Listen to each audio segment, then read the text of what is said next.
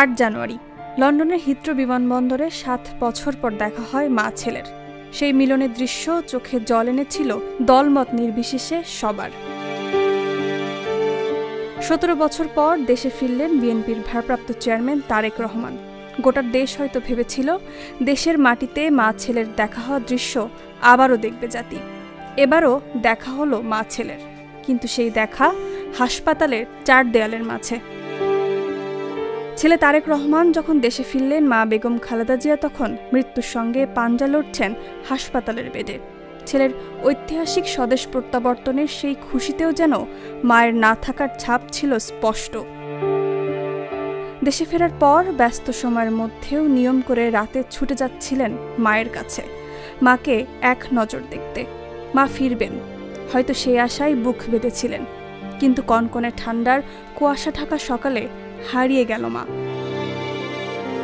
দেশে ফেরার ৫ দিনের মাথায় হৃদয় বিদারক খবরটি দুমড়ে মুচড়ে দিচ্ছে তারেক রহমানকে।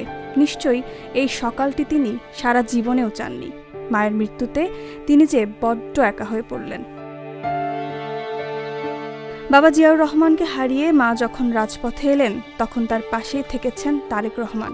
সে সময় তারেকের বয়স ছিল খুবই অল্প, কিন্তু বাংলাদেশের রাজনীতির গতিপথ হারিয়ে গেলে সেই আঘাত জিয়া পরিবারেও লাগে। এই আঘাত তারেক রহমানকে দেশ ছাড়া করে। সইতে হয় শারীরিক মানসিক নির্যাতন। একই ভাগ্য নেমে এসেছিল ছোট ভাই আরাফাত রহমান কোকোর ক্ষেত্রেও। কোকো তা কাটিয়ে উঠতে পারেননি। ২০১৫ সালের ২৪ জানুয়ারি মালয়েশিয়ায় মৃত্যুবরণ করেন খালেদা জিয়ার ছোট পুত্র। ভাইকে দেখার সুযোগ হয়নি তারেক রহমানের। আর মা খালেদা জিয়া এতটাই ভেঙে পড়েছিলেন যে তাকে ইনজেকশন দিয়ে ঘুম পাড়িয়ে দেওয়া হয়।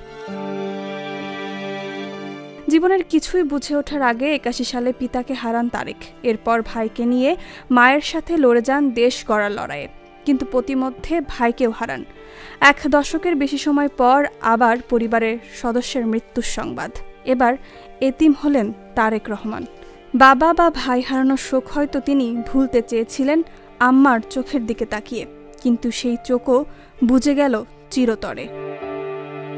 তারেক রহমানের স্মৃতিতে হয়তো বারবার উকি দিচ্ছে দেশের গণতন্ত্র রক্ষায় মায়ের অবিচল লড়ে যাওয়া।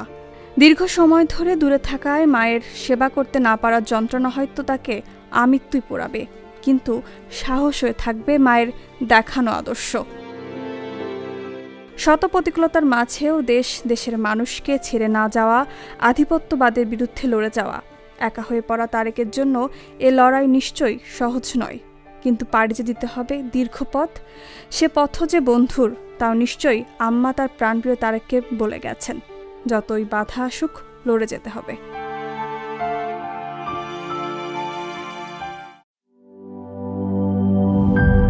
গ্লিটারের টুইন লেমন ও অ্যান্টিব্যাকটেরিয়াল ফর্মুলা বাসনকে চকচকে জীবাণুমুক্ত করে আমাদের দেয় গ্লিটার গ্যারান্টি।